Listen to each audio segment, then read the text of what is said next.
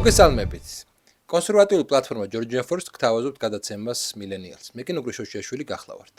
დღეს ჩვენი სტუმარია ზაზა შათერიშვილი, ჩვენი ზაზა. მოგესალმები. მოგესალმებით. და მინდა ყველას უთხრათ, რომ პარტიას ვქნით. მე და გუმანდა. მე და ზაზა ერქმევა პარტიას და გადავარჩენთ საზოგადო ხალხს, ერთს გადავარჩენთ. მე ზაზა შათერიშვილი არა, ზაზა პირალიშვილი. ზაზა პირალიშვილი არის ჩვენი აზრის გიგანტი.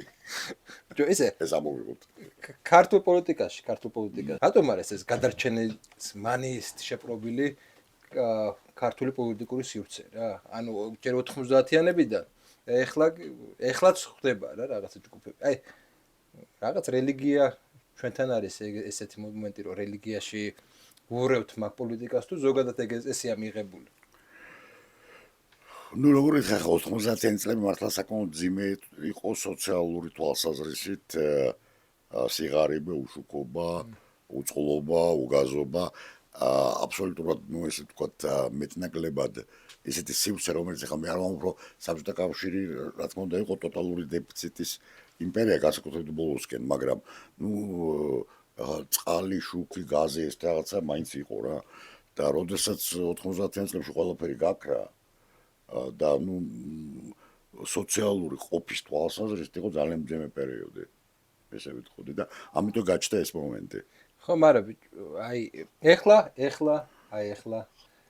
სააკაშვილის სიცოცხლე იგი არის, რომ დასავლეთი ნასწავლი. არა, ეს დასავლეთში ნასწავლი ტიპი მოდის. ეს უკვე მეტაფორაა.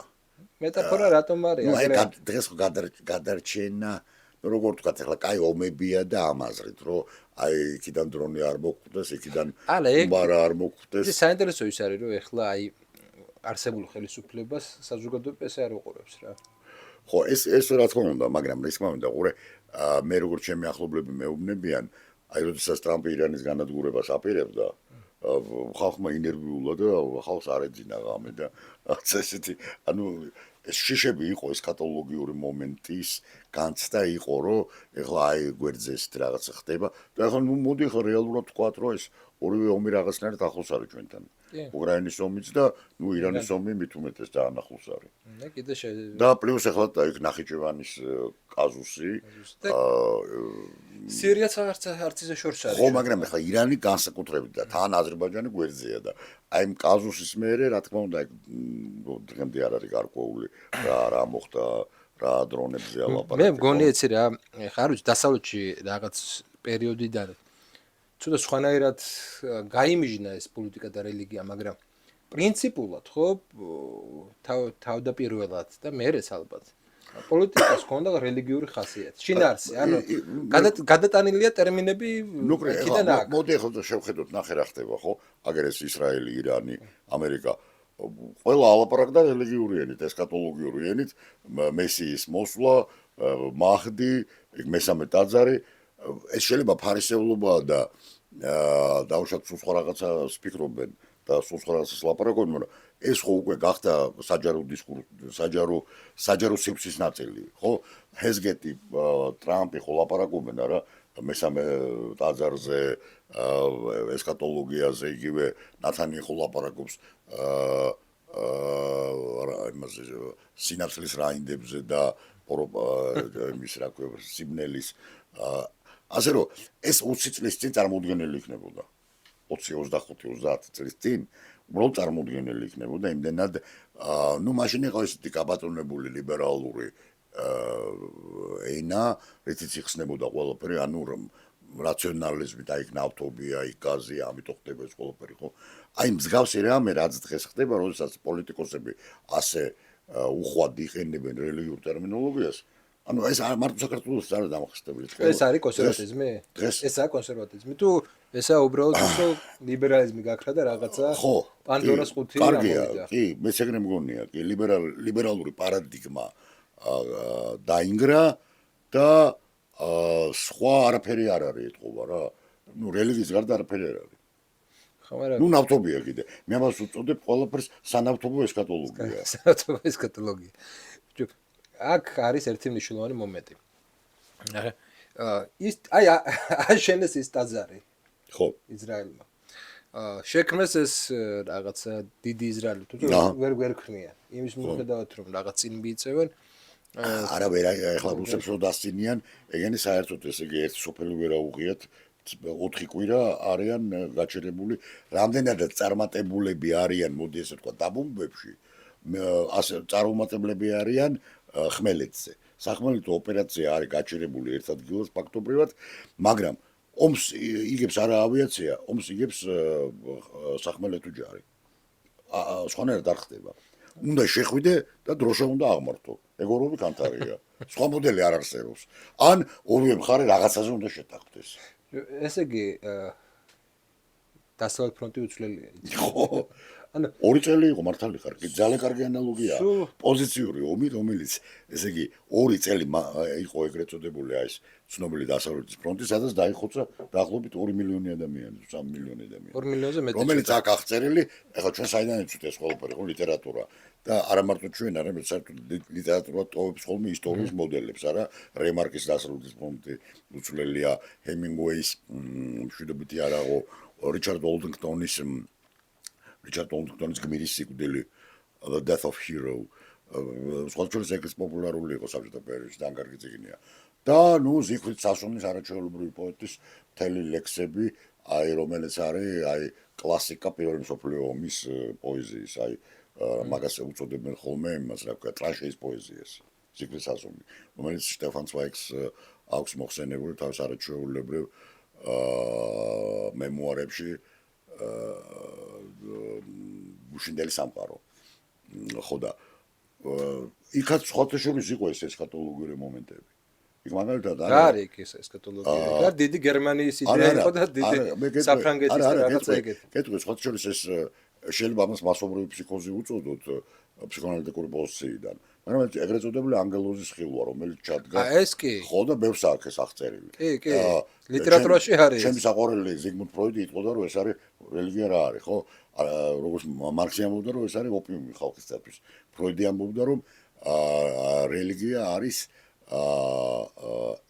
ისტერიული ილუზია, რომელიც ჩდება დრო და დრო და შეიძლება მასობრივი ისტერია მეორე პირველი მსოფლიო ომის პერიოდის და ბევრს აქვს აღწერილი, ხო, ანგელოზი. ისე კი ერთი ის არის რა, აი, რასაც შენ ამბობ ეს არის ომის პერიოდში როდესაც მე საერთოდ არა, მე მორწმუნე ადამიანი ვარ, რომის კათოლიკე ეკლესიის წევრი და სასწაულების მწამს რა თქმა უნდა, მაგრამ მე რას ვამბობ, რომ შეიძლება ეს ამხრივადაც განვიხილოთ.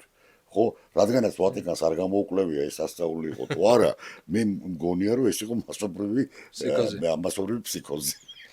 მაგრამ აი კიდე ერთი რაღაცა მაშინ რა პირველ მსოფლიო ომთან მსგავსება. ყველა იქ პერიოდში ყველა ლიდერი თითქმის ხანში შესული იყო.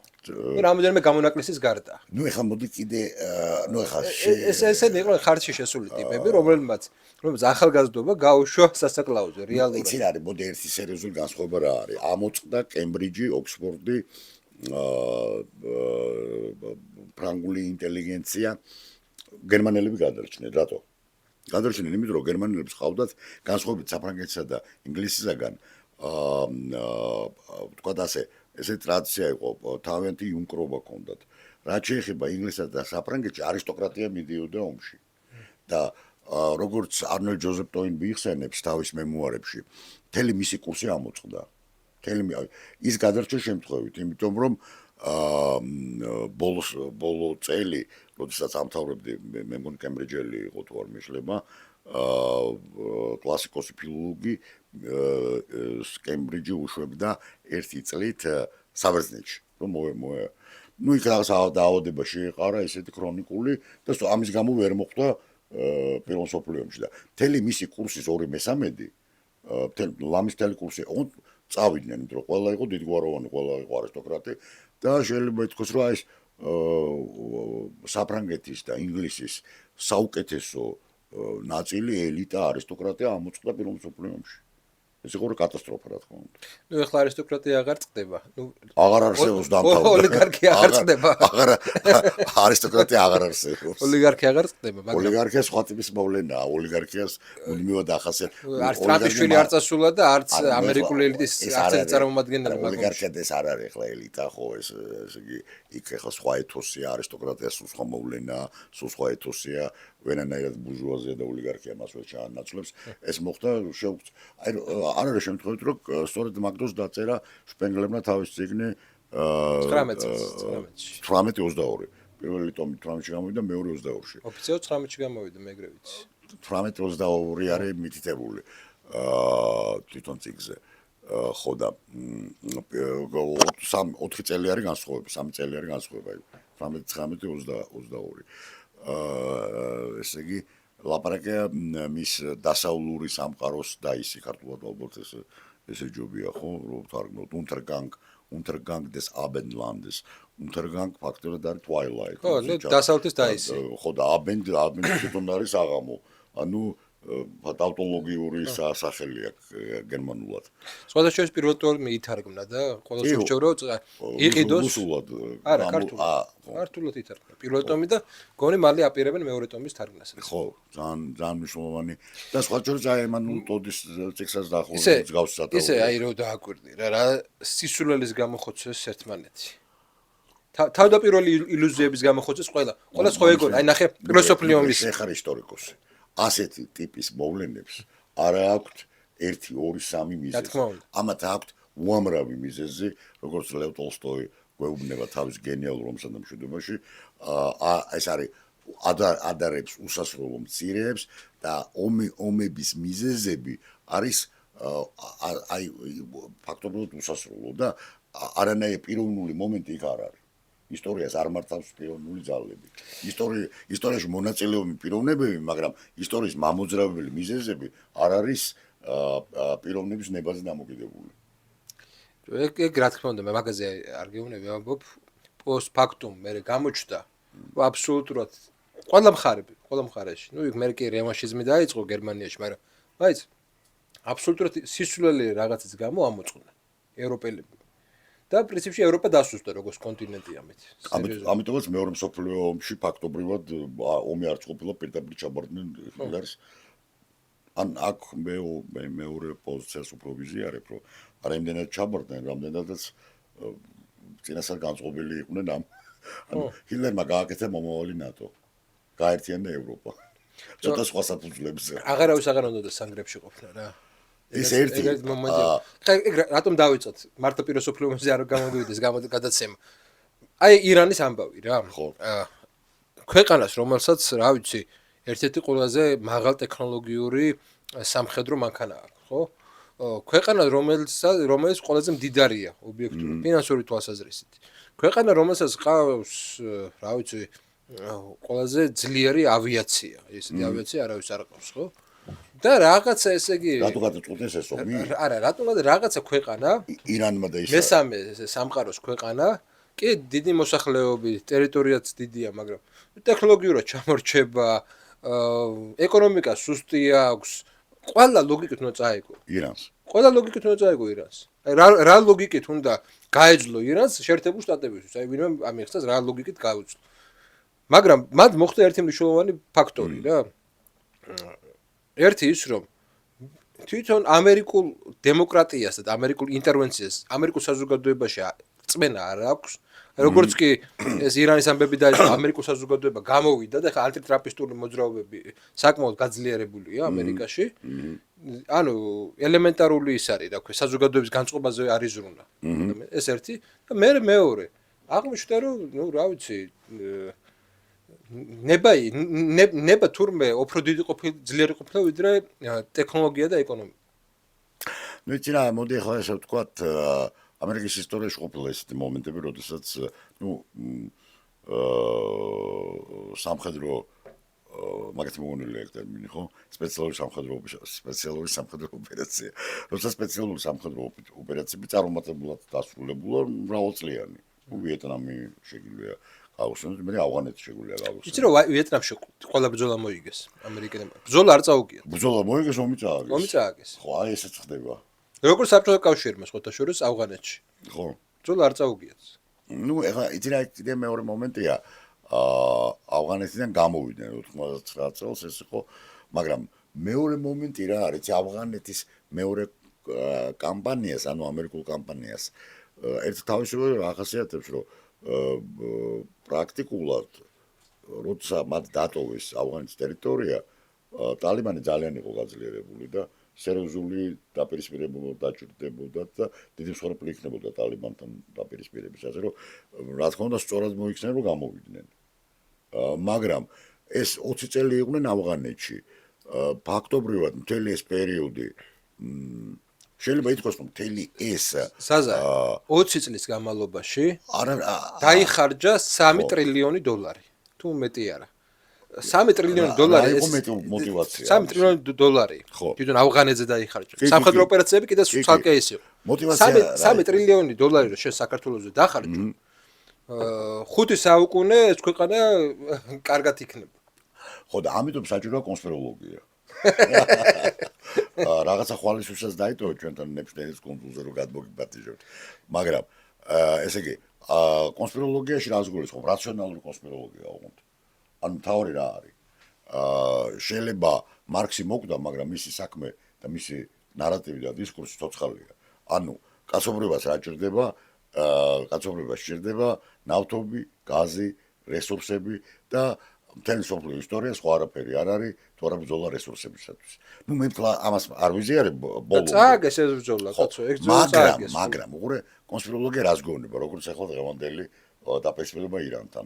ტრამპი გამოიწვევს ყველაფერი კარგად არის, ფასები იწევს, ბირჟაზე ვიღაცები იგებენ, ვიღაცები აგებენ. აი მოდი ამ კუთხით რომ შევხედოთ, შეიძლება ითქვას რომ ამ კამპანიას, ახალ ირანულ კამპანიას შეიძლება აქვს სწორედ ის საზრისი, რომ ვიღაცა პირდაპირ აზრით ამაზე ხელს იტბობს. აი ძალიან ისე რომ ვთქვათ რა, რაციონალურად.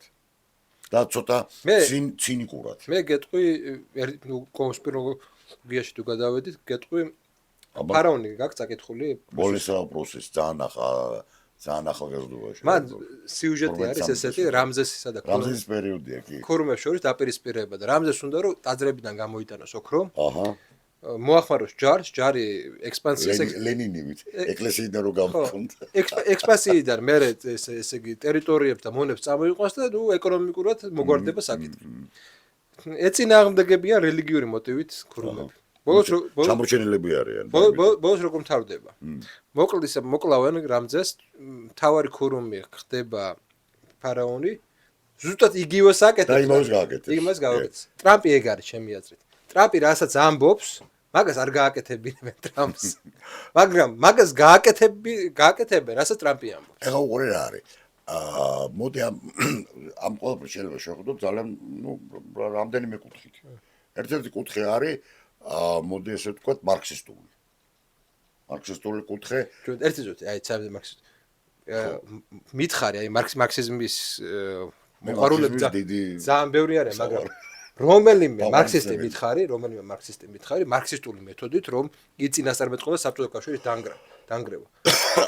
ეს ისეთი ანალიზია, რომ ხო, ნუ კლასთა ბრძოლა ხდება. არა, იცი რა, ხდება დიალექტიკა არის, მაგრამ ვერ გაჭრიტა ის რისი პრეტენზიას ჰქონდა, არ აღმოჩნდა. მესმის. მე მგონია რომ ხო მე რადგანაც არა ვარ დოგმატური მარქსისტი და საერთოდ მარქსისტი არა ვარ. მე მგონია რომ რაც არის საინტერესო ის უნდა ავიღოთ და გამოვიყენოთ მარქსიზმი. რა არის მარქსიზმში საინტერესო?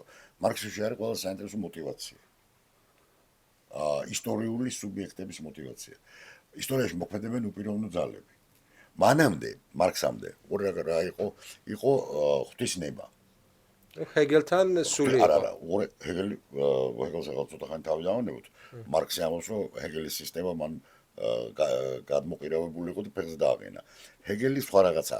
ჰეგელამდე, ვოლტერამდე არსებობდა ისტორიის თეოლოგია. რომ ისტორიის მამოძრავებელი ძალა არის უფალი ღმერთი. პროვიდენციალიზმი. პროვიდენციალიზმი ძალიან მარტივი რაღაცა არის ღვთისნება, პიროვნული ღვთისნება და ამ პიროვნული ღვთისნებას ასრულებენ, არ ასრულებენ კონკრეტული ადამიანები. ვოლტერი. აქ უნდა დავამატო რა, აქ თავარი მომენტი არის ის რომ შეიძლება შეეწინააღმდეგო ღვთისნებას, მაგრამ ვერ შეცვლი. არა, უყურე არის ისიც გამოგიყენებს. ვინც ეწინააღმდეგება მას ვოლტერი იყო პირველი რომელმაც თქვა რომ არა ისტორიის თეოლოგია, არამედ ისტორიის ფილოსოფია, პირველად მაგან გამოიყენეს. ანუ რა დიდი ადამიანების ნება. აი ტოლსტოი და მარქსი ფაქტობრივად ერთდროულად მარქსი უფროსი იყო ცოტათი ტოლსტოიში და უმცროსი, მაგრამ ორივე შემოიტანა ეს რაღაცა უპიროვნო ისტორია როგორც უპიროვნო სტრუქტურა. სადაც მოქმედებენ აი ეს მიზეშედეგობრივი ძალები. მარქსთან ეს არის საწარმოო ძალებისა და წარმოებითი ურთიერთობების მიმართება, ტოლსტოისთან აი ეს უსასრულო მცირეები, სტიქიური ძალები, რომლებიც ებრძვიან ერთმანეთს, ისტორიის ზამბარა აღმოსავლეთი ხან აღმოსავლეთიდან დასავლეთისკენ, ხან დასავლეთიდან აღმოსავლეთისკენ, აი ეს არის, ასე ვთქვათ, რაღაც გარკვეული შეიძლება ბორბალი, თქვა და ასე. სადაც ძალიან ბევრი ძალა არის ჩართული. აქედან გამომდინარე, ჩვენ კონსპიროლოგიური თეორიების მთავარი მომენტი რა არის, განსხვავებით მარქსიზმისგან ან ტოლსტოისგან, რომ არსებობენ სუბიექტები, რომლებიც დინასტიური სუბიექტები, რომლებიც საუკუნეების განმავლობაში გადასცემენ ხდება გადაცემა რისი ქონების კაპიტალის. რა თქმა უნდა, ესეც მეტაფიზიკაა, მარქსიც მეტაფიზიკაა, ესეც მეტაფიზიკაა და ასევე მეტაფიზიკაა ტოლსტოიც. აქედან გამომდინარე, მე მიმეჩნევ, ბევრად უფრო ეკონომიურია, რომ დაიჯერო ღმერთის არსებობა. ამდენი ბევრი მიზეზები, ხო, რას გვეუბნება ოკამის სამართებელი. არ არის საჭირო სუბსტანციების გამრავლება, როდესაც შეიძლება უფრო ეკონომიური ახსნა. ხო? მეც რაც უფრო დრო გადის, იმაზრემდე მივდივარ, შენც იცი ეს ერთი ფოგელინი, ერიკ ფოგელინი, რომელიც ასევე აბსოლუტურად ქრისტიანული ხედვაა, მე თუ მგითხარ. მომენტი რა არის, რომ პოლიტიკა არის, ესე იგი, ზოგ შემთხვევაში ეზოთერული, ზოგ შემთხვევაში მეტაფიზიკური, ზოგ შემთხვევაში სხვადასხვა პროექტის განხორციელების არეალი. და ის პოლიტიკოსი, რომელიც მოდის, მათ შორის ის, ვინც ფიქრობს, რომ უბრალოდ მემკვიდრეობით უნდა გადაცეს და საკუთარ შტაბს, ეგაც ესე იგი მეტაფიზიკური ელემენტის ნაწილია. და უკვდავების რაღაცა ჩამნაცვლებელი ნაწილია რა. მოდი პირდაპირ განსხვავება რა არის. დაუშვათ თუ ავიღებ ძველ პოლიტიკურ თეოლოგიას, ძველ პოლიტიკურ თეოლოგიაში რას გულისხმობ? როდესაც მეფე მოკდა გაუმარჯოს მეფეს. კანტოროვიჩი რაც აქვს შესანიშნავად გაშლილი, რომ მეფის დინასტიური სხეული. მეფის ორი სხეული, ხო? მაგის არჩეულებრივი წიგნი. Kings to Bodies. მეფის ორი სხეული. ანუ კონკრეტული მეფე მოკვდავია, მაგრამ დინასტიური სხეული არის ცოცხალი და პერმანენტული თქვა და ასე. მაგრამ ეს ძალაუფლება არის ხილული. ჩვენ მას ვხედავთ. და ამის გამოხატულება არის ინტრონიზაცია მაგალითად. განსხვავებით კონსპიროლოგიისაგან, კონსპიროლოგიაში ეს ძალები პრინციპულად უხილავია და კულისებში არსებობენ. რატომ? იმიტომ რომ როდესაც მონარქია ჩანაცვლა დემოკრატიით, ჩვენ შეგვიქმნა ძალიან სერიოზული პრობლემა. ყველას ფილოსოფოსებს, ისტორიკოსებს, ანუ პრობლემა რა არის? პრობლემა არის ის, რომ ancien régime ძველი წესწყობილება იყო როგორი? რაცა ვისცა ღმერთმა მისცეს, დასჯერდეს და მას უბნობდეს, მუშაკობდეს, მეომარი გულოვნებდეს. ანუ ღმერთმა ყველას მისცა რაღაც თავისი კონდიციონლუმან, ვიღაც არის მეომარი არისტოკრატი, ვიღაც არის მეორე წოდება, ვიღაც არის მესამე წოდება, ხო? ანუ მღვდელი ცხვირს ნუჩაყოფ სხვა იმაში წოდების და როდესაც მოვიდა დემოკრატია, და მისგან არის ყოველი ხელმწიფე სახით და მის მიერით. ანუ ლეგიტიმაციის წყარო არის ღმერთი. ღმერთის გავლით ეკლესია. ღმერთი გადის აი ეკლესიის გავლით, მოკლედ ხდება ცხება, ხო? ეხლა რა ხდება დემოკრატია, მოვიდა დემოკრატია, რესპუბლიკა, ხო? და ვინ არის ლეგიტიმაციის წყარო? ხალხი. და სად არის ეს ხალხი? აი ეხლა დღეს პრობლემა არის სწორედ ამ ხალხის არსებობა. სად არის ეს ხალხი? ადრე ხო იყო ეს ხალხი არის კულისებში. მე გეტყვი. საბჭოთა დროს იყო ეგეთი გამონათქვამი. ხალხი ციხეშია, იგულისხმებოდა ქურდები. კანონიერად. ეგ ხო არის ადრე ხო იყო რომ მიშას ხოს დაგვიჭერდნენ ქურდების ქურდული მენტალობის ხარდაჭერის. ის გამოს ზაზა ბურჯულაძე გამოჩენილი ქართული მწერალი გაიქცა გერმანიაში მიშას დროს. მაგიტომ ხო? ნუ რა ვიცი ესე ამბობენ. ზაზა, აი არსებობდნენ ადრე ღმერთი მმართველები. ფარაონი ღმერთი იყო ცოტა. არსებობდა ლუდოვიკო. მე-14 ცნობილი ფრაზა სახელმწიფო მე ვარ. და ეხლა არის ეს მომენტი, ხალხი მე ვარ. შეგო ამბობდი ხალხს. ხალხი მე ვარ. ხო, მოდი. ანუ იცი რა ვამბობ? სიამდვილეში, როდესაც ხალხი გამოვიდა, ვინ დაიწყო ხალხზე ლაპარაკი? ისტორიულადაც და ეხლაც ვინ ლაპარაკობს რა? ყველაზე უმცირესობამ იაკობენამ დაიწყოს ხალხის ენით ლაპარაკი ყველას დახოცვა, ხო? ხალხი ამოწყვიტეს. ფრანგი ერის პირველი გენოციდი ვანდეაში. ვანდეაში მაგათი მოწყობილი. ნუ პირველი გენოციდი რამდენად არის? აი, ეს საკუთარი ხალხის. საკუთარი ხალხის ხო. პირველი გააზრებული გენოციდი. გააზრებული გენოციდი. ნუ ევროპაში შეიძლება. იქ თემურლენგსაც ჰქონდა თავი. ომები იყო მაინც. მოკლედ, იმის თქმა მინდა, რომ დღეს, როდესაც NGO-შნიკი გეუნებოდა, რაღაც 0.01% რომ არიან. ის გეუნა ქართული ხალხი მე ვარ. ამიტომ არანაირი ხალხი ესეთი რა, აი ფეოდალური ტიტულატურაა, არ არსებობს ხალხი, ხო იცი შენც. არსებობს რაღაცა სტატუსი, რომელსაც ვიღაცები მიიწერენ. ხო, მაგრამ არის ერთი მომენტი, რაც არის, როგორც აღმოჩნდა ხელისშემშლელი. ეს არის დემოკრატია. უბრალოდ პროცედურები. არჩევნები, ხმის მიცემა. საყოველთაო არჩევნები, რომლის უარყოფაც ძალიან რთულია. ჰილარი კლინტონს ერთხელ წამოწდა, რომ ტრამპმა გაიმარჯვა. მაშინ თქვა ესეთი ფრაზა, რომ ყველას არ უნდა კონდეს არჩევნებში მონაწილეობის უფლება, მაგრამ მე აღარ გაუმეორებია. ნუ ეს არის პრობლემა. ან რეალური პრობლემა ელიტიზმის, ლიბერალიზმის. მოდი ესე ვთქვა, ლიბერალიზმი თავისი არსით თუ ჩაუღრმავდებით, ხო? არის ელიტის რელიგია, ხო? ვოლტერმა რაც წამოაყენა, ესე იგი ვოლტერი რას ამბობდა, რომ შეიძლება ღმერთი არ არსებობს, მაგრამ თუ ჩემ მოახლეს არ ეკნება ღმერთი რწმენა, მან შეიძლება ყავაში ჩამიყვანოს საწამლავი, ამიტომ მას უნდა ჯეროდეს, რომ ღმერთი არსებობს. აქედან გამომდინარე, ნუ რუსოს სხვა პოზიციაზე. ნუ ინსტრუმენტალიზაცია რელიგიის ჩვეულებრივი რა. ანუ როგორ გამოვიყენოთ რელიგია. რასაც ემანუელ ტოლდი უწოდებს ზომბი რელიგიას, ანუ რელიგია როგორც იდენტობის მექანიზმი, თქვა ასე. და არა ცოცხალი რაღაც ფენომენი. მაგრამ საინტერესო რა არის? პრობლემა არის ის, რომ დღეს ლიბერალიზმი და დემოკრატია მართლა დაუპირისპირდა ერთი მეორეს. ანუ NGO-შნიკი ამბობს, რომ მე ვიცი როგორც უნდა იყოს. აქედან გამომდინარე, მაგრამ არჩევნები მაინც უნდა ჩატარდეს. სხვა მექანიზმი არ არის არ მოუფიქრებია, ხო? ძალაუფლების გადაცემის არჩევნები. აქედან გამომდინარე, არის კიდე მეორე მექანიზმი. რა მექანიზმია? თუ არჩევნები არ ჩატარდა სწორად, ანუ სწორმა ხალხმა თუ არ გაიმარჯვა, ესე იგი გაყალბდა.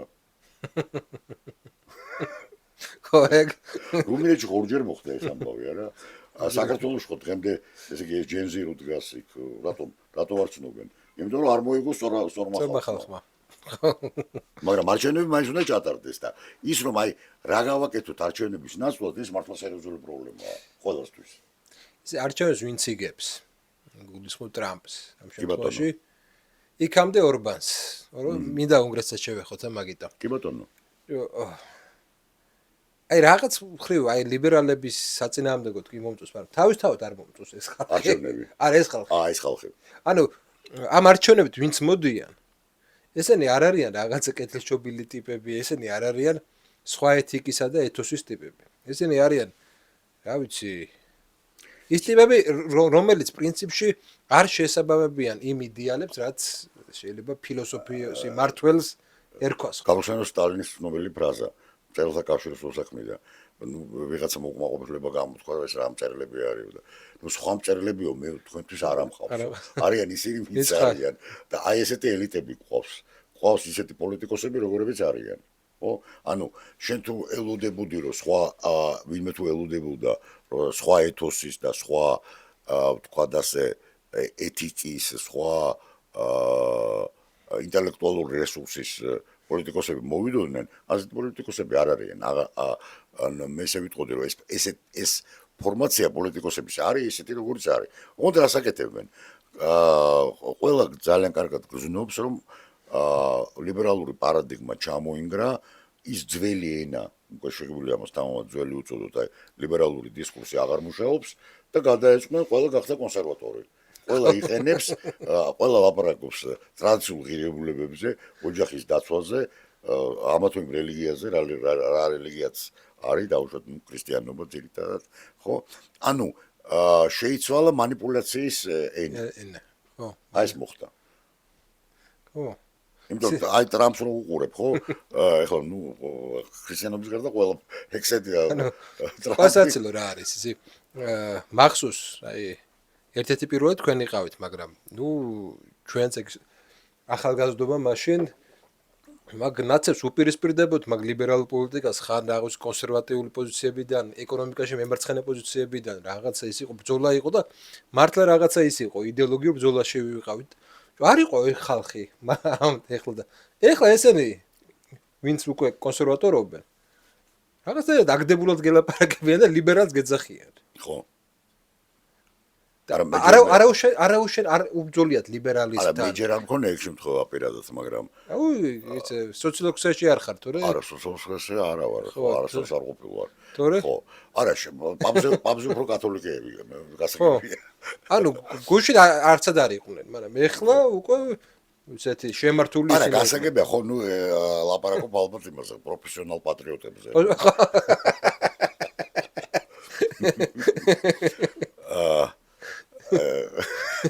ძინარე ესე ვამბობ, ეს სწორედ იმის მაჩვენებელია, რომ ჩვენ ერთი რამე ნამდვილად შეგვიძლია ვთქვათ, რომ ლიბერალური პარადიგმა დაინგრა.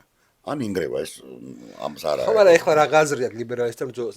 იცი რა მომენტი, ეხლა რომ ამ ლიბერალურ პარადიგმას ბევრი რამე გადაყვა. ხო. აი მაგალითად დრეები გადაყვა მაგალითად ლიბერალური პოლიტოლოგია. ლიბერალური პოლიტიკური ფილოსოფია. მე არ გულისხმობ მარტო ფუკუიამას. მე გულისხმობ ისეთ გიანოდიას? გიანოდიაზე უფრო სერიოზულ ავტორებს. აი ესაა ბერლინი მაგალითად. ხო. აი ესაა ბერლინი, რომელიც ნამდვილად რომელმაც მართლა განსაზღვრა ბევრი რამე და განსაკუთრებით შეიძლება უფრო მეტიც, მაგრამ მე რასაც განსაზღვრა ეგ იყო პროექტის ერთ-ერთი ინჟინერი იყო. კი. და მე მგონია, რომ რამდენიმე ესეთი კონცეფტი შექმნა. იყო ძალიან მნიშვნელოვანი. თავისუფლების ორი გაგება მაგალითად, ტოლერანტობის კონცეფტი. ძალიან მნიშვნელოვანი ტოლერანტობის კონცეფტი, თავისუფლების ორი გაგება და ასევე როგორც განსაზღვრა მან რა არის პოლიტიკური რეაქცია. და განსაკუთრებით მნიშვნელოვანი მისი წიგნი ჟოზეფ დემესტრის შესახებ. ძალიან კარგი წიგნი, რომელსაც დღემდე არ დაუკარგავს მნიშვნელობა. აქედან გამომდინარე, მე ესე ვიტყოდი, რითი თავისუფლება როგორც ყველაზე მაღალი ღირებულება.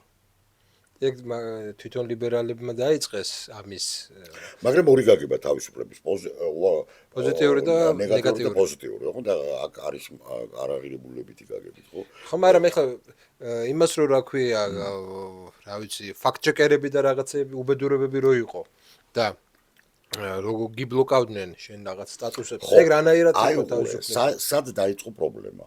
მოდი ეს ვთქვა. სად დაიწყო პრობლემა? პრობლემა დაიწყო რა თქმა უნდა 70-იანი წლების ბოლოს, 80-იანი წლების დასაწყისში და ამ პრობლემას ქვია პოსტმოდერნიზმი. პოსტმოდერნიზმი, რომელიც აღმოჩნდა ის ჟანრი, რომელმაც შიგნიდან ჩამოშალა ლიბერალური პარადიგმა. ეს ბოლო ესეთი ჟანრი, რელატივიზმი, მეთოდოლოგიური რელატივიზმი,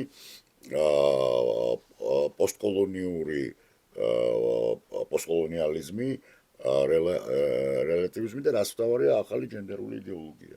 ანუ შეიძლება ითქვას, რომ საბოლოოდ ყველაფერი დასრულდა პოსტმოდერნით და პოსტმოდერნმა შინაგანად ჩამოშალა ეს კონსტრუქციები, დიდი ნარატივები, თავისუფლების გაგება, ადამიანის უფლებებიც კი, ხო? შეგახსენებ, აი 70-იან წლებში დერიდამ დეკონსტრუქცია ჩაუტარა ამერიკის ცნობილ დეკლარაციას. დამოუკიდებლობის დეკლარაციას, ხო, დერიდას თავარი ერთ-ერთი ყველაზე მნიშვნელოვანი მომენტი გრამატოლოგიური რა იყო, რომ ესე იგი დამწერლობა არის უფრო ადრე ვინემ სიტყვა. აქედან გამომდინარე, როდესაც ხელს ვაწერ, აი ეს ხელმოწერა ადგენს ფენომენს. და როცა ვამბობ მე ამერიკელი ხალხი არ არსებობს, მანამდე სანამ არ იქნება ხელმოწერა. ჯერ ხელმოწერა და მე ხდება ამერიკელი ხალხი. და სერიოზული კაზუსი იყო ამის და იურიდიულიც კი.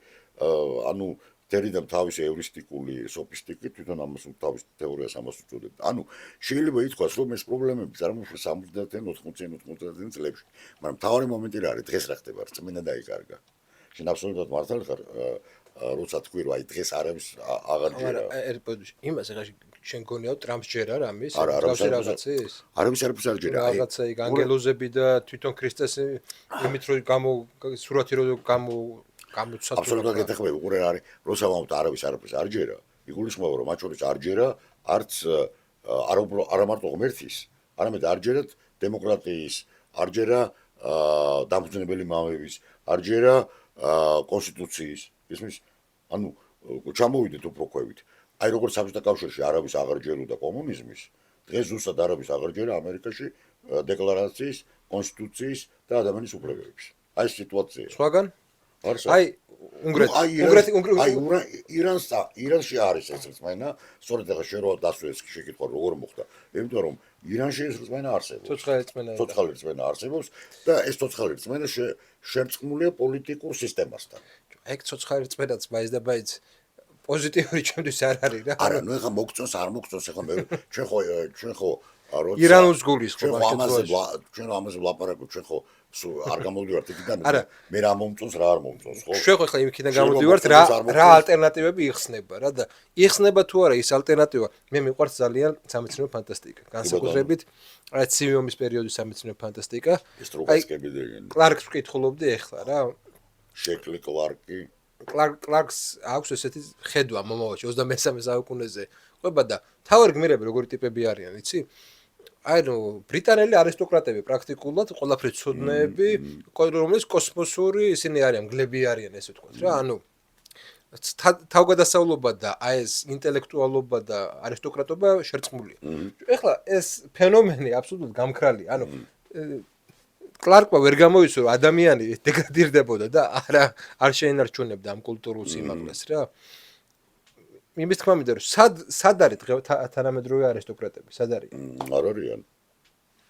როგორი ხარ ყველა დროში არიან სადღაც და არა, არ არის აუცილებელია იყო არის პერიოდები, როცა არისტოკრატია არ არის. და არის ბარბაროსობის პერიოდი, ხო? აი მაგალითად რა ვიღოთ ну, მაგალითად ევროპის ევროპის ჩამოყალიბების პერიოდი ეს ეგრეთ წოდებული ბნელი საუკუნეები არ იყო მაშინ არისტოკრატია ჩამოყალიბდა ზუსტად მაგ პროცესში. თვითონ ევროპაში შეიძლება არ იყო, მაგრამ გაიქცა იქ ბიზანტიაში იყო და მერე იქ სხვაგან იყო. დაუშვათ ახლა სოფლიოში სად არიან? ну, აი ინდოეთი არის კასტურ სისტემაზე ისე მოწყობილი. ეგ არა არისტოკრატია. ну, ეხლა შენ არ მოგწონს, მაგრამ ინდოეთი დღემდე არის კასტური სისტემა. არჩინელები არ არიან. ჩინელებს ყავთ დაუშვათ ეს მერიტოკრატია თავიანთი. ხო, ამას ვერ ვიტყვი თუ არისტოკრატია, მაგრამ ინდური კულტურა დღემდე არის ორგანიზებული აი ამ სამ კასტაზე. იცი ვის დარჩა? ცოტათი, ანუ არ ვიცი რა დოზით, მაგრამ ნუ კულტურაში ეგ აშკარად ჩანს. იაპონელებს.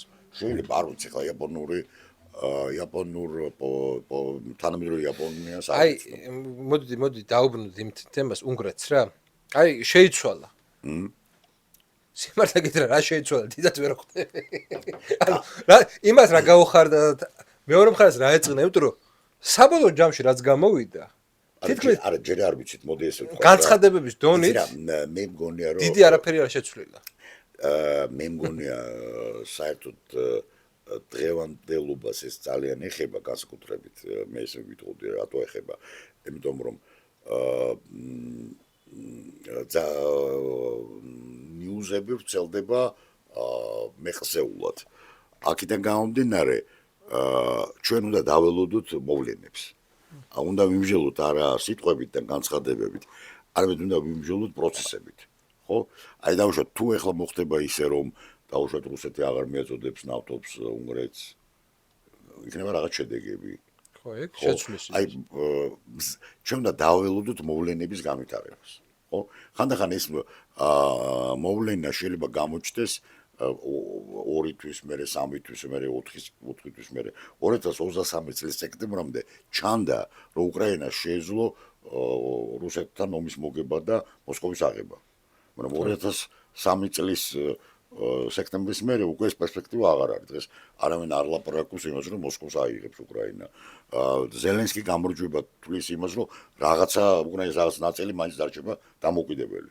ის ნაწილი რომელიც იქნება ოკუპირებული მას არ ცნობს ხო მაგრამ ის თუ რაღაცა ნაწილს შეინარჩუნებს ეს უკვე იქნება გამარჯვება ანუ გამარჯვების კონცეფტი შეიცვალა მაგრამ რითი შეიცვალა დამარცხებით რეალურად ფრონტზე არსებული რეალობით აქედან გამომდინარე არის თუ არა მადიარი მეორე ურბანი ან არის თუ არა მადიარი თქვათ ასე კონტრასტული მაგალითი რომ მოვიყვანო არის თუ არა მადიარი უნგრეთის მაკრონი ეს გამოჩნდება რამდენიმე თვეში 2 თვეში 3 თვეში 4 თვეში და ასე შემდეგ თუ ანუ შენ უკავშირებ რუსეთთან არა მარტო რუსეთთან მე მგულისხმობ შეძლებს თუ არა ის შეინარჩუნოს შეგნით რისი თქვა მინდა პოლიტიკური მეტნაკლება და ეს მომავლის პროექტი რა არის აი კონკრეტულად ძალიან ყოფი დონეზე რომ ესე იგი დაიყვანო ეს არის როგორ სივრცეში როგორ სამყაროში გინდა რომ შენმა შვილმა იცხოვროს და შენმა შვილიშვილმა ნუ დღეს ზრუნავ იმისთვის რომ შენმა შვილიშვილმა იცხოვროს პირობითად კომუნიზმში დღეს მე მგონი აღარ ზრუნავს არის შვილებზე და აღარ შვილიშვილებზე რა პროექტებია რა უნდათ არა ხო ეს ამაზე მე შეიძლება ბევრი მსჯელობს რომ ევროპის ბიუროკრატიის უდიდეს ნაწილს შვილები არ აქვს კი ეგ საინტერესო მომენტია ხო გვაქვს თუ არა მომავლის სურათები ხო ეს ძალიან საინტერესო თემაა იმიტომ რომ აი ვინ არის მაგალითად წარმოიდგინე შენ შვილთა შვილი აი რა სისტემაში ცხოვრობ ვინ არის რა მომავლის სურათი მაინც კიდევ უფრო სერიოზული რაღაცაა დავუშვით აი 20-იან 30-იან წლებში მომავლის სურათი იყო კომუნიზმი ხო ამასთან დაკავშირებით საწინააღმდეგო მხარეს მომავლის სურათი ჰქონდა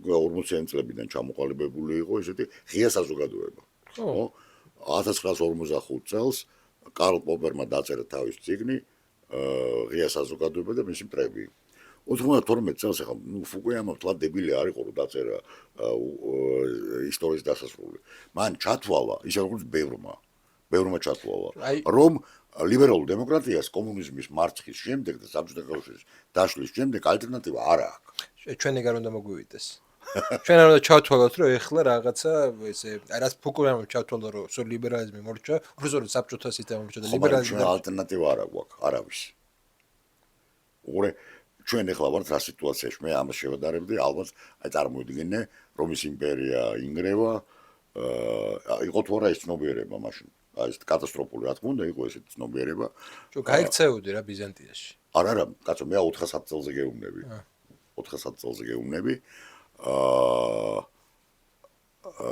როდესაც ესე იგი აი იუსტინიანემდე პერიოდი გაიქცევი აღმოსავლეთ იმპერიაში და დასავლეთ იმპერია ინგრევა გაიქცევი აღმოსავლეთ იმპერიაში მაგრამ მაშინ ხო არ არის ესეთი მომენტი არა ეს იმპერია აღიქმება როგორც ერთიანი ფენომენი ხო აი გავხსენოთ ნეტარი ავგუსტინეს გენიალური წიგნი საიდანაც იწყება საერთოდ პირველი დასავლური ისტორიის ფილოსოფია არის დეცივიტატე დეი ხო და რითი იწყებს ავგუსტინე ამ წიგნს ქრისტიანობის გამართლებით და რას ემართლებია რაში ადანაშაულებენ ქრისტიანობას რომ ქრისტიანობამ დაანგრია რომის იმპერია რომ იმპერიული წესრიგი დაანგრია ქრისტიანობამ მთელი ეს ვეებერთელო წიგნი ეძღვნება ამას და ნუ მე ისე მოხდა რომ პირველი 50-60 გვერდის შემდეგ როდესაც მეტნაკლებად ეხლა რატომ იმიტომ რომ იმპერია არის წესრიგი იმპერია და წესრიგი ერთ და იგივეა იმპერიის ადამიანისთვის თუ წესრიგი ინგრევა სამყარო მთავრდება გესმის ამ აზრით ესე იგი მე არა მარტო უნდა გავამართლო ქრისტიანობა იმპერიის ლეგიტიმაციას უნდა მოვახდინო აზრობრივი მაგრამ უნდა ვაჩვენო რომ რაღაც არის უფრო მნიშვნელოვანი ვინემ იმპერია რა არის ეს არის civitas dei ანუ უფლის ქალაქი ну ეს ხო ქრისტიანია და უფლის ქალაქი არ არის ეკლესიას არ ემთხვევა არის civitas dei civitas terrena ყველაზე უფრო დიალექტიკური და დღემდე მნიშვნელოვანი რასაც ავგუსტინე ამოს არის ეგეთი ადამიანს შეიძლება ეგონოს რომ არის უფლის ქალაქში და სინამდვილეში იყოს მიწიერ ქალაქში და ბევრი ვისწვლის რომ არის მიწიერ ქალაქში სინამდვილეში უფლის ქალაქია აი საბოლოოდ როდესაც ღმერთი მეორეჯერ იესო მეორეჯერ მოვა მაშინ გაირკვევა ვინ სად არის ანუ მაგრამ თუნდენ სოფელს უნდა ბოლო მოეღოს, მაშინ მიიღათ ყოს მათი საქმე. ის სადღა იყოს, როგორც იტყვის ბარათაშვილი. ანუ მიწერი საქმეები წავიდა და უნდა შეფასდეს რაღაც სხვანაირად ეს ყველაფერი. აქედან გამომდინარე, აუგუსტინემ მოგცა ეს მატრიცა. რა მატრიცა მოგცა? ისტორიის სუბიექტი არის ღმერთი, მაგრამ ამავე დროს ისტორიის სუბიექტივი არის აი სუფლის ქალაქი, რომელიც პილიგრიმობს, მსხემობს მიწიერ ისტორიაში და მიწიერ ისტორია რა არის? ეს არის აღელვებული ზღვა. იცი რა არის? რასაც მიხსნი, ჩემთვის გასაგებია. ხო. არა, მე არაფერს არ გიხსნე. მე უბრალოდ მსმენელის წინაშე წარმოვაჩენ კიდევ ერთ თეორიას ისტორიის შესახებ. ეს არის მინდობა რაღაცის მიმართ. მათის მიმართ. მაგრამ რას გეუბნები და უკვე? ეხლა შენ რასაც რატომაც გამოიყენე ჩემი წარმოდგენით. არის რომ მოდი მივანდოთ არა, ღმერთს. მე არაფერს არ ვამბობ, მე არაფერს არ უმტკიცე, მე ვამბობ რომ არსებობს თეორიები. ყველა როგორც ბოლამდე იტყოდა, каждая теория стоит другой. მოდერნული ადამიანი ხო ხარ? მე ვარ პოსტმოდერნული ადამიანი, ამიტომ მე ვამბობ რომ აი ყურე ქრისტიანობა მეტაფიზიკაა, მაგრამ ასევე მეტაფიზიკაა ლიბერალიზმი, ასევე მეტაფიზიკაა კონსერვატიზმი და ყველა თეორია ერთმანეთს უდრის. თეორია სად არის შენი რწმენა? სადაც არის საუნჯე შენი, იქ არის გული შენი. ამის თქმა მინდა. მე ქრისტიანი ვარ. მაგრამ ეს იმას არ ნიშნავს, რომ საჯარო სივრცეში, როდესაც ჩვენ ვჯელობთ, მე მოვიყვანო ქრისტიანული არგუმენტაცია. მე მომყავს ლოგიკური არგუმენტაცია. ხო, მაგრამ აქ დახი ეს რო ქადაგება რო იყოს, მე ვიტყოდი რომ ქრისტე აღდგა და შემეწყოდი ჭეშმარიტად, მაგრამ რადგანაც ეს ქადაგება არ არის, ჩვენ ვჯელობთ ლოგიკური არგუმენტაციის მეშვეობით. დახი მოდერნისტული ადამიანი მარქსი ავიღოთ რა. არ თვლიდა რომ მოდერნის ადამიანს წამს პროგრესის, პროგრესიდან. ამის გარეშე მოდერნის ადამიანი არ არსებობს. პოსტმოდერნის ადამიანი არის სწორედ ადამიანი, რომელსაც ყველაფერი შეიჭვებარება, მათ შორის პროგრესშიც. მოდერნის ადამიანი არის მომავალზე ორიენტირებული. მას აქვს მომავლის პროექტი. აი ეს არის ძალიან მომავალს ელაპარაკება. კი, არა მარტო კომუნიზმი ელაპარაკება მომავალს, მათ შორის მომავალს ელაპარაკება მოდერნის კონსერვატორიც. ისიც ამერიკა მისთვის არის დროში გაგრძელებადი და აი შვილი და შულთაშვილი ამაზე ფიქრობს. დავუშვათ ხო? აი დავუშვათ რომ ავიღოთ უოლტ უიტმენის პოეზია, ის ლაპარაკობს ამ ერთიან სხეულზე, რესპუბლიკის ერთიან სხეულზე. მას აქვს ამის რწმენა, რომ მომავალი არსებობს. ისევე როგორც დავუშვათ შეგვიძლია, აი პირველი ვინც ამაში ეჭვი შეიტანა და ააგო ისტორიის ახალი მოდელი ციკლური და ცივილიზაციები ერთიანი ისტორია ცივილიზაციების ისტორიები დაიყვანა. იყო სწორედ ჩვენი საყვარელი ოსვალდ შპენგლერი, რომელმაც დაწერა ეს თავის წიგნი ზუსტად პირველი მსოფლიო ომის დასასრულს. ანუ უბრალოდ დაინახა ამ ომის შედეგი. ანუ ესე იგი მომავლის ინჟინერია საზრი არა. იცი რა არის, მოდი ესე ვთქვათ რა, მომავლის ინჟინერია ის მიზანი ამერიკელებმა ხო შექმნეს ასე, მოდი ესე ვთქვათ, აი მომავალმა ამერიკელებმა, აი მეიფლაუერით ვინც ჩავიდა იქ რა ქვია, ხო შექმნეს ეს ქვეყანა. მათ ხო ქონდათ ეს City on the Hill, ხო ქონდათ ეს პროექტი. დღემდე ხო მაინც არსებობს არა, დააპგრეიდება უნდათ ხო, Make America Great Again. ხო ეს ხო რას გვეუბნება რომ აი ეს დიდი ამერიკული მოდელი, რომელიც იყო რელიგიური მოდელი იყო. ხო, რა თქმა უნდა, ეგ რელიგიური მოდელი. ეს უბრალოდ ჩვენ მე ბოკერიას და რამიშულს 1991 წელს ეს არ გვისმოდა. ჩვენ გვეგონა ხო რაციონალური, აი რელიგიურ მდგენელს ვერ ვხედავდით ამერიკულ პროექტში, გესმის? რაც რა თქმა უნდა დიდი შეცდომა იყო. ხო, მაგრამ მაშინ გამოზიო სხვის ისტორიაში ვართ რა. და ჩვენი ისტორიის ანუ კარგია. აქედან გამომდინარე. აბსოლუტურად გეთეხმები. აქედან გამომდინარე ის კამედა, იცი? გეთეხმები. ეს ანუ მე მარტო ბოროტ განზრახვაში კი არ არის საქმე, რომ აი მეხუთე კოლონა, NGO-ები, რაღაც რა თქმა უნდა. ესე იგი, ოღონდ რა არის ახლა? ჩვენ მაშინ აი მესე ვიტყოდი 91-92 წლებში, მეც მათ შორის გარკვეულ პერიოდამდე და ჩემთვის ეს კრიზისული მომენტი, სადაც გადატეხა მოხდა ის იყო 1999 წელი იუგოსლავიის სერბეთის დაბომბვა. სადაც აი მე რო იწმენდა ლიბერალიზმი, მე ვიყავი მანამდე ჭეშმარიტი ლიბერალი და შემერყარ წმენა, მაგრამ მე ესე დარამატომე ჩვენ ესე წარმოგვიდგინე იმ თაობის ადამიანებს, რომლებიც ჩამოყალიბდით საბჭოთა პერიოდში და არ მოგწონდა საბჭოთა კავშირი და მე ესე ვიტყოდი ჩვენ ვიყავით ამერიკის ხმისზე გაზრდილი თაობა. ხო ხო? რა თქმა უნდა, მაგრამ ჩვენ გვეგონა, რომ ეს არის არა ამერიკული მოდელი, არამედ ობიექტური მოდელი. ისმის, რომ აი, როგორც მაგალითად არ დამოუწება ღმერთი განიცდოს იმ ლადოხანო შტაინბერგის შესანიშნავი ეს იყო უბრალოდ დამცველი თბილისელი, ის მეუბნებოდა, რომ აიო პითაგორას თეორემაო და მენდელეევის სისტემაო ეს ობიექტური არისო, ასევე ობიექტური ადამიანის უფლებებია. ხო. ანუ ეს იყო არა ამერიკული მოდელი, არამედ აი ზუსტად უყურე, ანუ ფუკუიამამ თავისით კი არ ეხლა იბატონო ვაკრეტიკო ტესტინგი, მაგრამ ეს მისი რაღაცა სუბიექტური ხედვა კი არ იყო, ბევრი ვიზიარები. ყველა იზიარებდა მაგას. ძალიან ბევრი.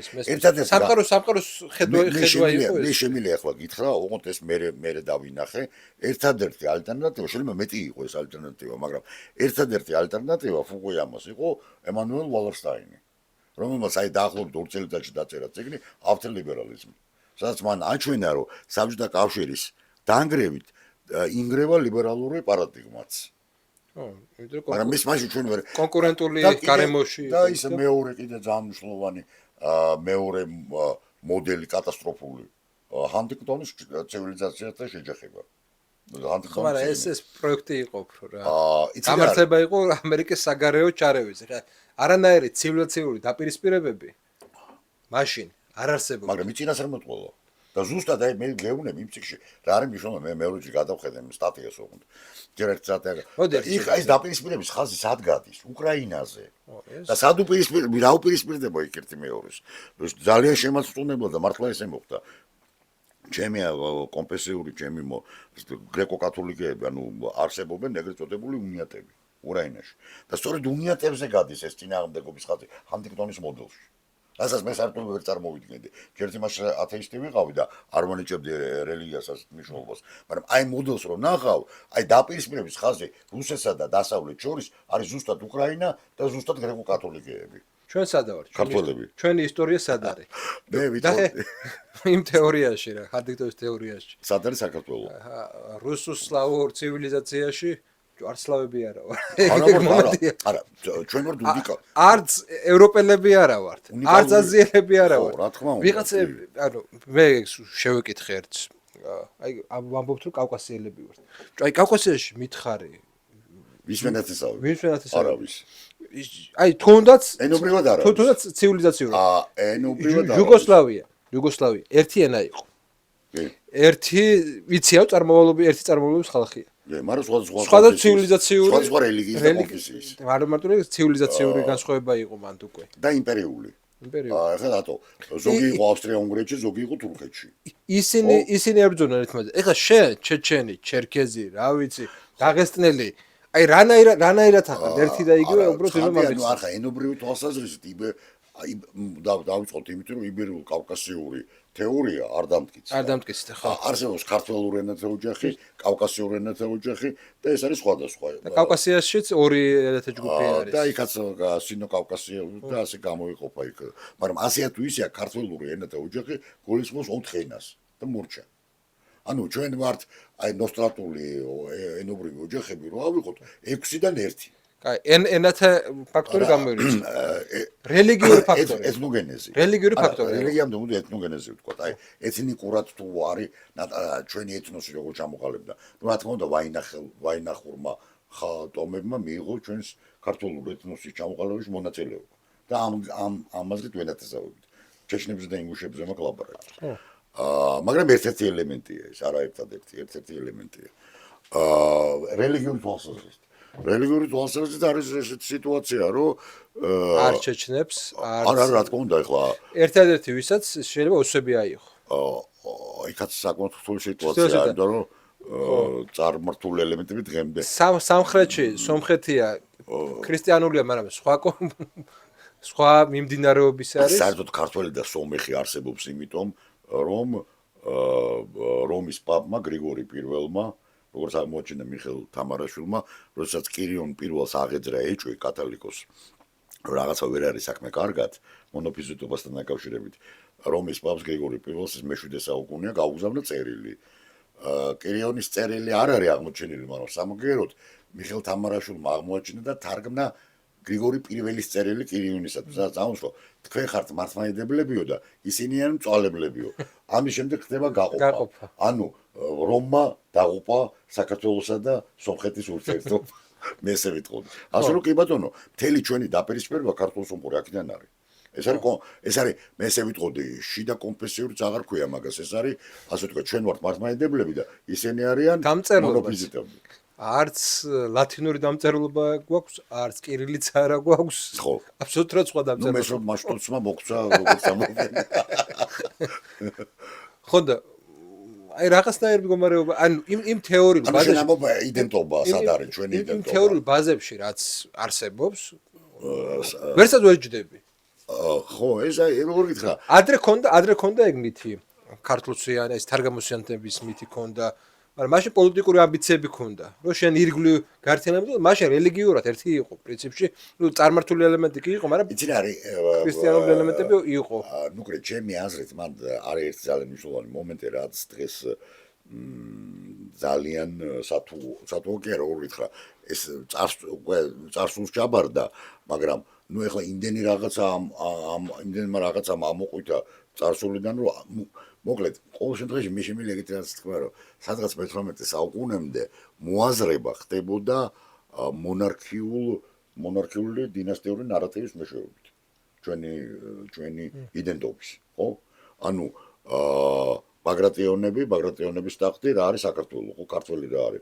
ქართულად ფრიადი ქვეყანაა აღერაცხების, რომელსაც ჟინა, ჟამი ქართული და ენითა შეიწერვის და ლოცვაი ყოველი აღესრულების და მე კვეთენ და მე გრძელდება, ხოლო კირილ ელეისონ ბერძნულად წარმოითქმის. ანუ ეს არის ლიტურგიული განმარტება, ხო? ანუ ქართველი არის ვინც ქართულად წირავს. ლიტურგიას ვინც ატარებს ქართულად. და ერთი კარგი მაგალითი 70-იანი წლები. აკაკი ბაქრაძეს მოუვიდა ეგეთი ისტორია თვითონ აქვს ჩემთვის მოყოლილი. 70-იანი წლები არის მესხეთში. და ორი კაცი ჩხუბობს რა საშინლად ჩხუბობს აი მალე იგი შეიძლება დახოცონ ერთმანეთი ჩხუბი რა თქმა უნდა ქართულ ენაზეა და გავედიოდა ხალხო აქ ცხონიათო კაცო ორივე ქართველები არა ხართო და უცებ ერთმა გამოიხედა და არა ჩვენ ქართველები არა ვართო მე ფრანგი ვარო და ესო სომეხიო ანუ რა თქვა რომ მე კათოლიკე ვარ და ეს გრიგორიანი, ხო? ანუ სომეხი, ანუ ქართველი ნიშნავს რწმენას ჯერ კიდე ამათთან, ხო? ძველადაც ეს იყო. ანუ ქართველი ეს არის რწმენა. ვინც ქართულად წირავს ჟამს, ის არის ქართველი. ანუ ეგ ვინც სომხურად წირავს, ის არის სომეხი. ისმის? მაგრამ ეს მოდელი მე-19 საუკუნის რატო ვეძახით ილია ჭავჭავაძეს ერის მამას? ხო? მამას ვეძახით, იმიტომ რომ მოგცა იდენტობის ახალი მატრიცა. მამული ენაც არწმუნოება. ხო?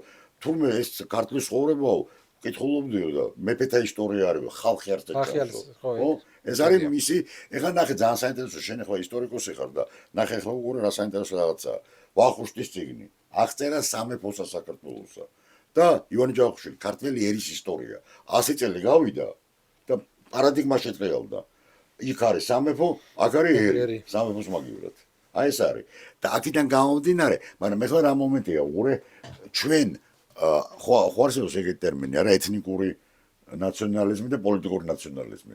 პოლიტიკური ნაციონალიზმი აქ ევროპას, ხოლო ბარბაროსულ ჩამორჩენილ ხალხებს, ჩვენ სომხებს, თათრებს და ასე შემდეგ გვაქვს რა, ეთნიკური, ნუ დებილები ვართ. აღმოჩნდა ეგრეც არ არის.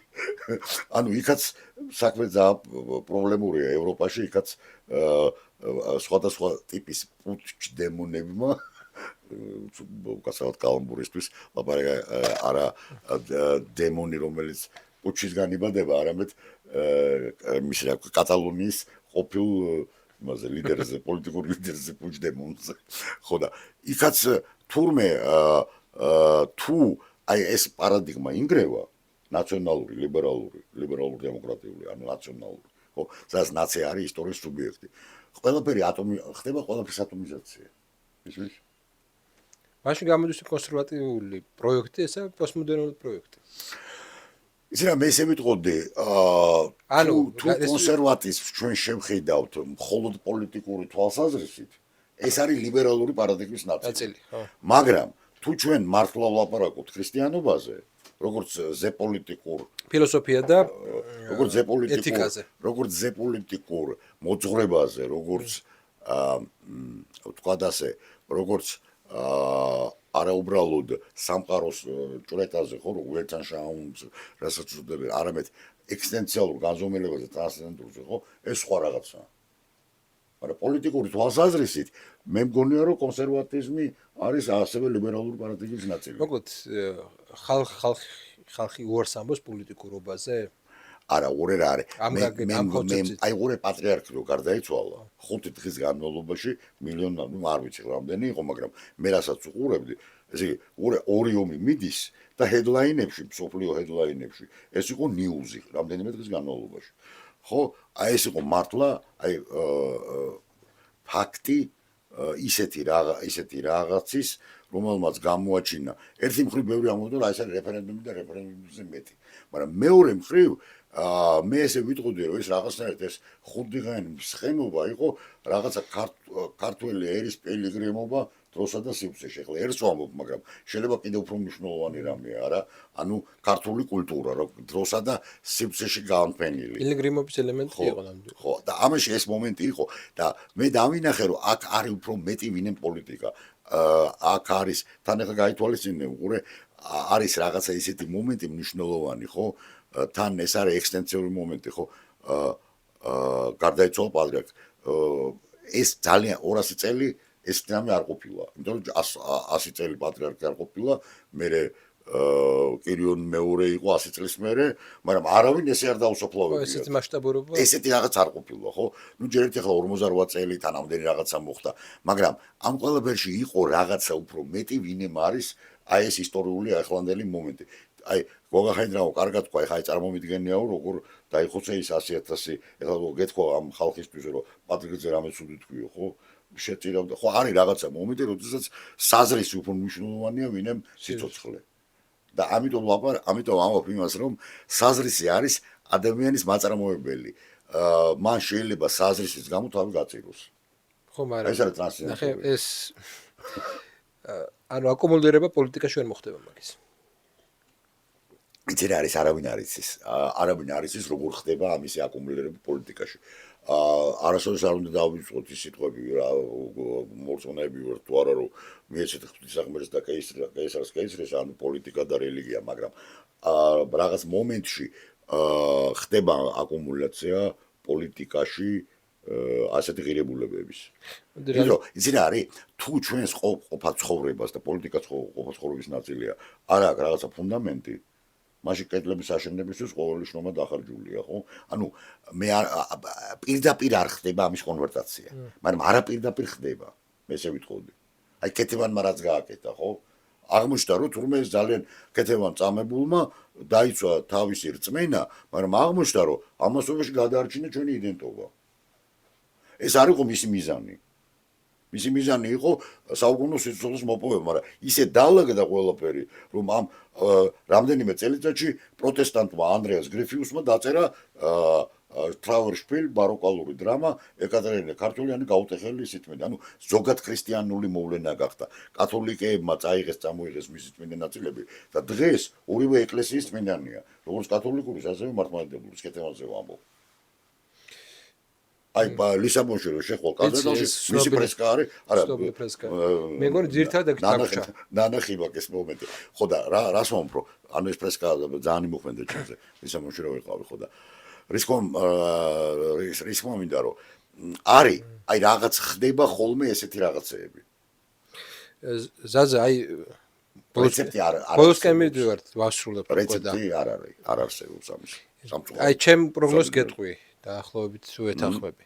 ეს კონსერვატიული მოძრაობები, რაც ახლა აღმოცენდა ტრამპისთან ერთად და ორბანესთან ერთად რა. ჩემი წარმოდგენით კრახისკენ არის განწირული და რატომ არის კრახისკენ განწირული?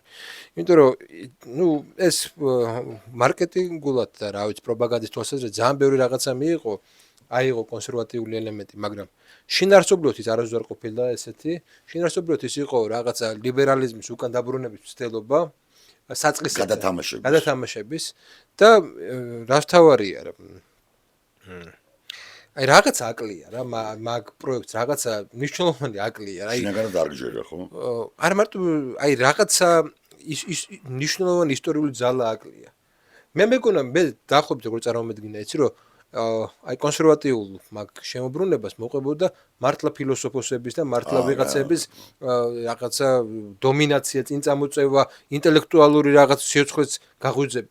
ამის ნაცვლად ხედავ აბსოლუტურად ესე იგი აი ბოდიში იმისთვის მაგრამ ნარიმანის მრევლის მსგავს ტიპების ესე იგი ბატონობს საწყალი აი ყველაზე ესე უვიცი ტიპები ყველაზე აგრესიულები არიან და უვიცი ტიპებმა ამოუცვა ტიპებმა დაღუპეს ადამიანი ხო ესაც ეს ხო ნუ იცი რა არის მოდი მაინც ახლა რაღაცა კაცი გარდაიცვალა რაღაც მაინც არ მინდა ესეთი რა გაზგან როგორ გითხრა რაღაცა მაშინ განსაზღვრო ვინ არის და რა არის რა თქმა უნდა. ჩვენ არ შევეხოთ მას, მაგრამ თვითონ ესეთი ფენომენი მოდი ესე თქვა, რომ არის ტრაგიკული ამბავი. თავისთავად ეს ტრაგიკული ამბავია. რა თქმა უნდა, ნუ რაღაცა ერთ მან აღწერის იმას გამოვიყენებ, ნუ ესქატოლოგიური სექტაა, ხო? ნამდვილად. არა თან არაბიბლიური.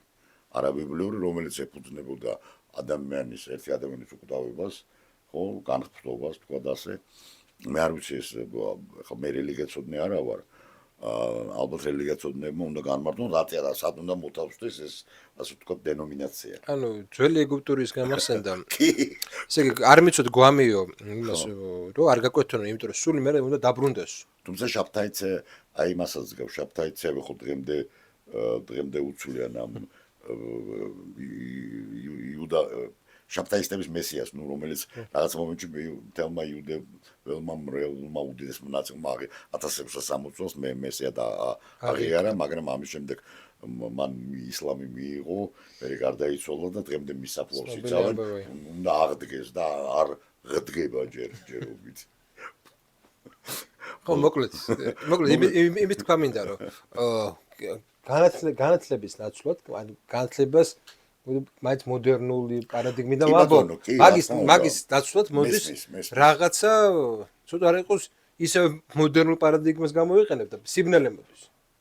ხო, მაგრამ გაუნათლებლობის ის რა არის ხოლმე ამავე მოდერნულ პარადიგმაში აღორძინდა ასტროლოგია, New Age და შემდეგ ხო ჩვენ მაგალითად საბჭოთა კავშირი დაინგრა მე მაგალითად გაუცებული ვიყავი რითი ხო დასავლეთზე ჩემი წარმოდგენები მქონდა ნუ საუკეთესო რა თქმა უნდა და აღმოჩნდა რომ ასტროლოგიური პროგნოზი და ასე New Age და მე მართლა ვერ წარმოვედგინა რომ ეს საბჭოთა კავშირი საკმაოდ ამ დროს იყო მე თუ ვკითხავ რაციონალიზმის მეგონი ევროპული რაციონალიზმის ბოლო ციტადელი სადაც აი ესეთი რაღაცები უბრალოდ წარმოუდგენელი იყო წმინდა სამეცნიერო პოზიტივისტური პროგრამიდან გამომდინარე ხო ანუ აღმოჩნდა რომ თუნდაც განმარტლებლობას აქვს როგორ ქვია იმ წიგს აი ნიკლენდი რაზეც ლაპარაკობს ხო ათომი აღმოჩნდა რომ არსებობს განმარტლებლობის ბნელი მხარე ხო ბნელი განმარტლებლობა აქედან გამომდინარე ჩვენ ვხედავთ რომ რაღაცა წავიდა მაგრამ რა მოდის ამას ვერ ხედავთ ჯერჯერობით მე პოლიტიკურად გეუბნები რაღაცა არ წასულა ნახე მოდერნის პოზიტიური პროექტები წავიდა და დარჩა მოდერნის სიბნელე მოდი ესე ვთქვა ერთ-ერთ ფავრი მომენტი რაც ჩვენ არ გვითხოვს და ეხლა მინდა გავახმო ანუ რაც ჩემთვის ყველაზე უფრო მნიშვნელოვანია ეს არის მართლა რასაც შპენგლერს წამობდა ეს არის არა უბრალოდ დაისი არამედ დასავლური ცივილიზაციის დასასრული აი ეს არის მნიშვნელოვანი მომენტი რომ ცივილიზაციური გარდატეხა ხდება ეხლა ხდება ცივილიზაციური გარდატეხა, ანუ ეს არის რასაც ჩვენ უყურებთ, ეს არის დასავლური ცივილიზაციის დასასრული. არა ისტორიის დასასრული, როგორც ამბობდა, ისტორია გრძელდება, მაგრამ ცივილიზაცია იცვლება. ისტორიის მთავარი სუბიექტი არ იქნება დასავლეთი. დასავლეთი ბოლო 300 წლის განმავლობაში იყო გლობალური ისტორიის მთავარი სუბიექტი. ტექნიკა, ტექნოლოგიები, მეცნიერება. ანუ ყველაფერი განავითარა დასავლეთმა. დანარჩენი სამყარო, მეორე, მესამე სამყაროები, მეოთხე სამყარო თუ არსებობს. ყველა ბაძავდა დასავლეთს. ანუ მთავარი ეს უკვე აღარ არის. აღარ არის დასავლეთი. აი ეს არის მთავარი მომენტი. მე მგონი ეს არის ყველაზე მნიშვნელოვანი. დასავლური ცივილიზაციის სიკვდილი. ხო, დასასრული ესე ვთქვათ. მადლობა. სიკვდილით არ გადარჩენე. მადლობა ყურადღებისთვის. ჩვენ ცხოვრობთ გარდატეხ პერიოდში და ყველაფერი იცვლება, ამიტომ მსჯელობა და გარკვეულწილად პროგნოზირება აუცილებელია. ზაზამ შემოგთავაზა თავისი პროგნოზირება დასავლური ცივილიზაციის სიკვდილის ახსენა, თუმცა ზაზა ამ შემთხვევაში არის შპენგლერიანელი, ესე ვთქვათ, და ეს იწინასწარმეტყველა შპენგლერმა 100 წლის წინ დაახლოებით. დაწერეთ კომენტარები, გავარცვალთ თემა, აუცილებლად გიპასუხებთ და ასთავარია გააზიარეთ ვიდეო. მადლობა, მოვა შეხვედრამდე.